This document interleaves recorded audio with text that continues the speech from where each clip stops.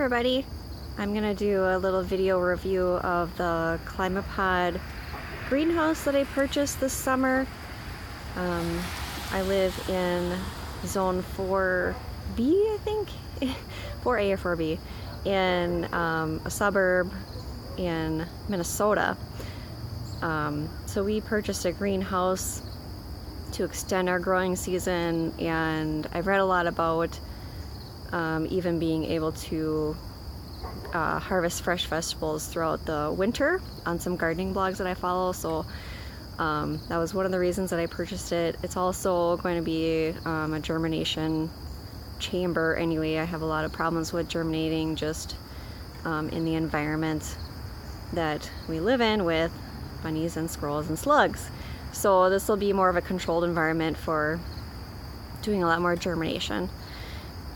And so I purchased the Virtue model, and it was about $2,000. We ended up going with all the bells and whistles. They have about 3 different packages, basic, medium, and then the one that we got with shelves and fans, automatic window openers.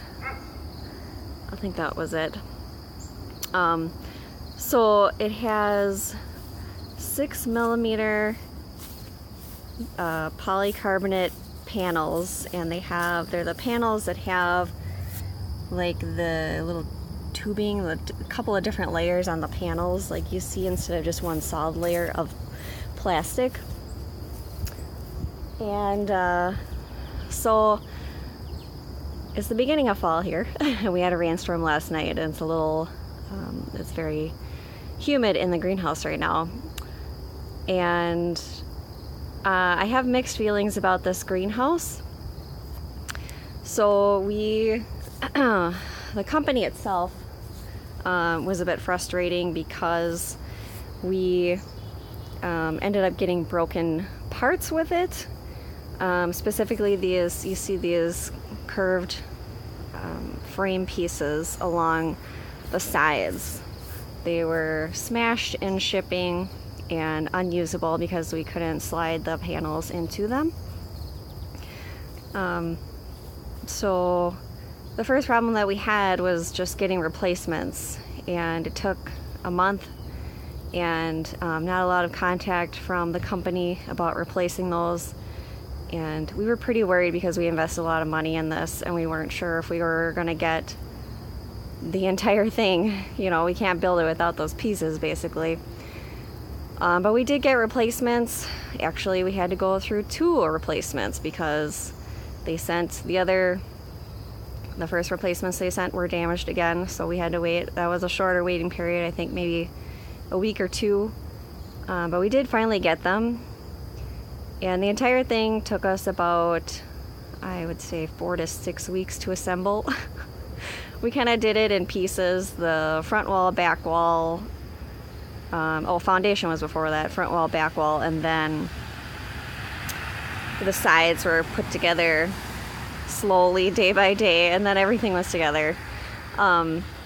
So it's a German design, is what the website says, and it's definitely I'm not great at assembling things. My husband did it, but I would say that it was a very complicated process to assemble. It's kind of like IKEA, but much more intense. If you've ever assembled IKEA furniture before, I have to say the directions that they gave us were really shitty too. Very vague. You kind of have to guess on a lot of things. They could have had a lot more direction, especially with the hardware, because there are a lot of different types of bolts and nuts, and some were very specifically shaped, and we ended up figuring it out. But that's part of the problem, is that if you put the wrong bolt in the wrong place because they don't tell you, then you kind of screwed yourself at the other parts where you actually need that special bolt. So we did end up figuring it out though. So alright, I'll just walk you through the greenhouse here. So this is kind of an experiment. We're in, like I said, the beginning of fall here, and we're kind of seeing what the temperature is going to be like and how to maintain a steady temperature. So we built a foundation that is just treated wood, and we didn't do a concrete slab or anything. We decided to do this so that we could plant in the ground. It was the least expensive option. We didn't think that something more than this would really benefit us all that much, so that's what we did. We have stakes holding down this treated wood foundation all the way around, and then there is this subframe here that's from here to here that gets placed on top of the frame, and then you build the greenhouse from here up onto that. So I like this greenhouse, and there are things that I don't like about it, so I'll walk you through. The front door has a magnet closure here, and it's quite a strong magnet, but it's pretty easy just to pop open with the little framing that they have here. And then we get inside. It's quite humid already. The temperature is, it's ground. The temperature is 66 air, 89 humidity, and 67 in the soil. So we have a little sensor down there in the soil too. So this is an experimental phase still. The peppers really like the warm, humid weather in here. They've turned red recently, so that's a positive thing that I've noticed. The shelves here go along each side of the greenhouse, and they're good shelves. They're sturdy. You can see just a little bit of sagging down here with this heavy pot, but these don't seem to be sagging. They have reinforcements down here connected to the frame, and then this is the piece that we ran into issues with, is that the directions say to use these hooks to attach it to the frame for both shelves. The problem is that we only have 2 hooks, and it's kind of like the impossible or optical illusion pictures where the directions say that you should be doing something, but it's impossible based on how this greenhouse is built. So we actually had to improvise with this shelf. So because there is a little ledge here, we had to just buy a small bracket so the shelf could be supported on top of that and it wasn't sagging. So that was an easy fix, although annoying that they didn't really write the directions correctly and didn't give you the right parts. But it worked out anyway. So this shelf is a lot deeper than this shelf. This shelf will be mainly used for starting things from seed in pots, and that's going to be the purpose of that. So there's a lot of, I will say there's a lot of structural supports going on. We have diagonal supports. We have these supports up at the peak, and these, it feels like a very sturdy structure. It really does. And it stood up to about 40 mile per hour winds so far. Nothing more than that yet. And I'll show you the door here. This is another issue we ran into. So the door without the handles was how it was meant to be with the kit. Unfortunately, because that magnet is so strong, just prying my fingers or my fingernails in this little slot here was kind of awful to open the door. So we were kind of like just moving the whole unit that way to get out, and it seems really dumb. So kind of a design flaw is that they didn't either put something to pull it apart on the inside like they have on the outside, or handles. So we just decided to throw on some handles, and they work just fine. We didn't have to change anything about that. So yeah, so Climapod, add some handles. And let's see.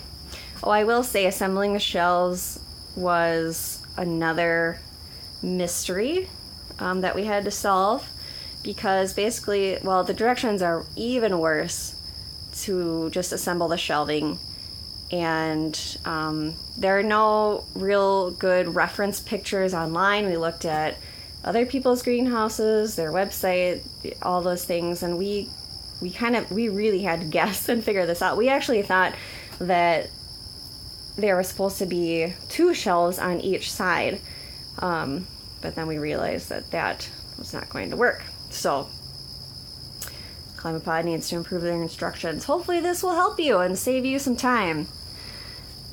So we also installed the thermostatic fans, and they have solar panels on the outside, and they kick on regularly. They have a temperature adjustment there, except it's in centigrade. I don't know how to convert it yet. I haven't figured that out. So you can kind of adjust when the fans turn on. I have it on the lowest setting, I believe, so they're on frequently when the sun is out, and they work good. They have like a very high, sometimes a very high-pitched ringing, or kind of like an electronic ringing sound, but not all the time. It's not anything terrible. There's 2 fans, so there's the other one there. And they actually, instead of blowing air in, they suck air out. So that's how they work. They were easy to install actually, and then we caulked around them, because you have to cut into the panel there to set them in, and then caulk around it to prevent airflow around it. All right, the other thing is the window openers. Okay, so we had to guess on this too, because the directions were so bad. Well, these are just the manual openers that we have on right now, and they work just fine. You kind of have to figure out where the placement of this little thing should be, but it's hard to see now that the sun is coming out. So you just kind of put it whatever setting you want, whatever hole you want to open it up as much or as little, and then you just pop it out and then lock it on the other spike there so that they don't move, and that works fine. The automatic window openers, we had them installed. Well, first we had to email the company because we couldn't figure out how to install them. They are, you can find them online at the same things at other places. I think they're about $40 a piece, but we ended up not installing them.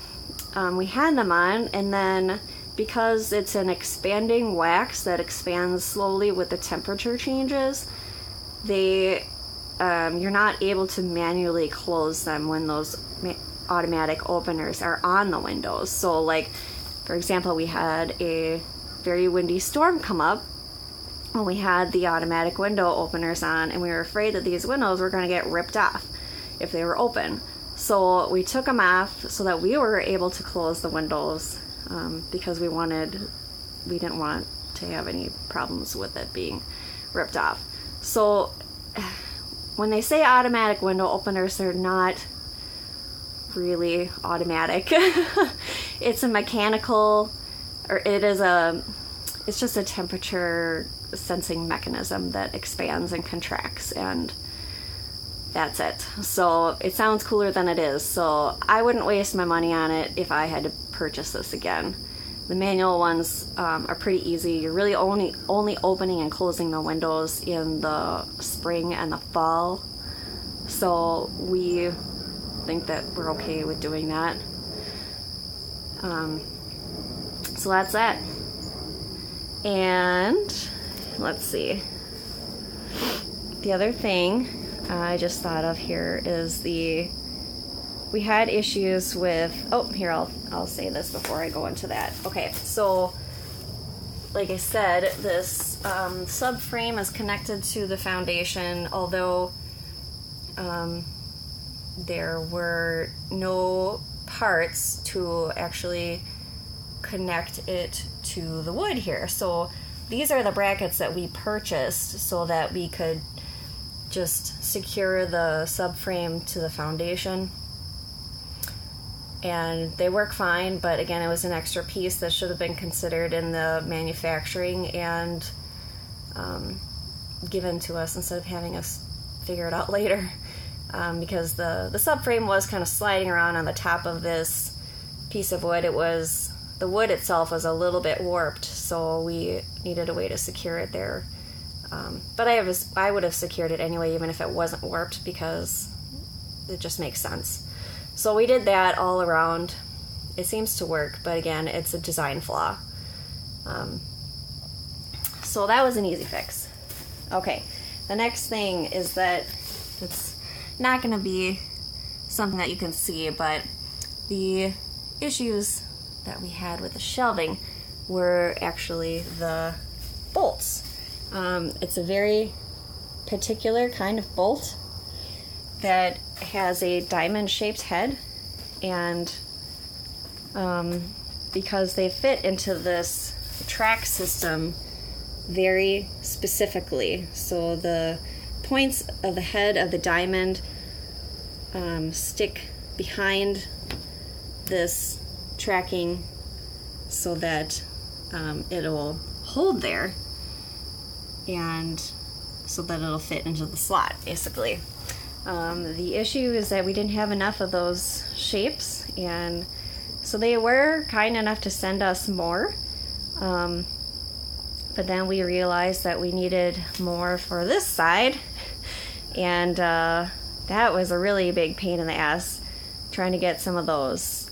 They sent us originally, or the next ones that they sent us were more of a trapezoid shaped head, and they are the wrong shape for this tracking system. They barely, because the points on the bolt were so small, they did not stay in the track when we tightened them. If they moved a millimeter, a hair, that they would fall out, and the shelving wasn't secure like that, and we weren't going to put heavy pots on a shelf that was barely being held up. And we explained that to them, and they said, no, these bolts will work fine, and we're not sending you any more. They wanted to charge us for replacement bolts again, and we said, no, we'll go somewhere else then. Again, the shelves were not securely held when we tried the trapezoid bolts like they said. We even talked to the guy who's their expert on assembly, and that's what he said, and I can't believe that he said that, because he's clearly not an engineer. So we ended up buying bolts from another greenhouse company through Amazon. So that was another problem that we encountered. By that time, I think they were getting sick of our questions and problems that we were having, and Ilya, the customer service guy, was becoming very rude and very disrespectful about our, I think, very reasonable requests. You know, we purchased a greenhouse so that everything would be put together, and they were unwilling to work with us and basically just lying to our faces. So we were really upset with them at that point and just wanted to finish this on our own.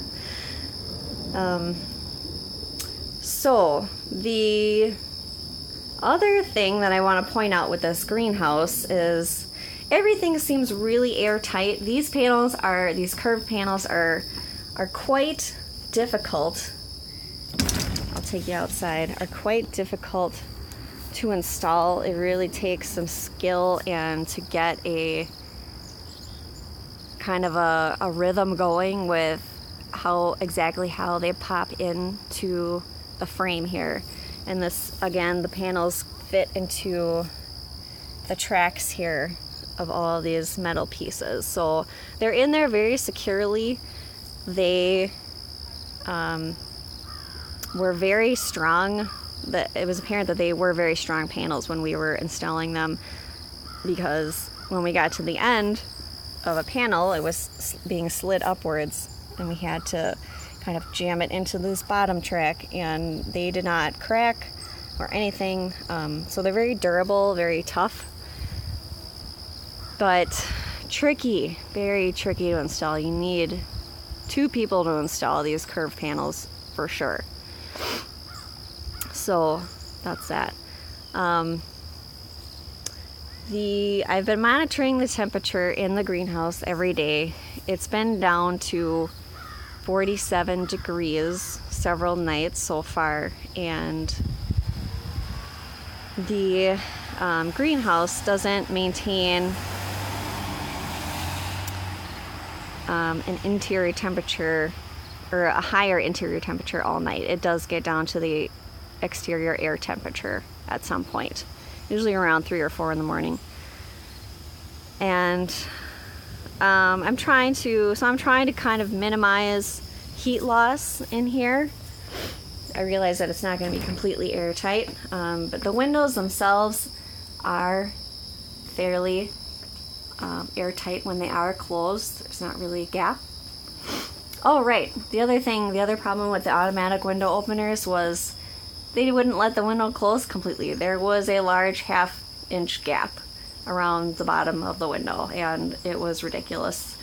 So it's another design flaw, and we took those out because of that. So the windows seem pretty airtight. We might have some heat loss through the fans themselves, so I might be covering them up from the outside when we get more into fall here to try to minimize heat loss. And then the only other gaps I really see are with this door. There was quite a large gap down here. We ended up installing a little weather stripping on the bottom, and that seemed to solve it. We have a little hole there still. So that was the biggest gap, so we filled that in. There is a gap kind of going up the side of the door more. Not so much on the bottom of it, but it's just the way the door hangs on the sliding system here that it's necessary to have a gap. So we'll try to add some weather stripping to there too. I think there is a little bit, but it's not thick enough. So, and that goes around the other side too. So we might be having some heat loss from there.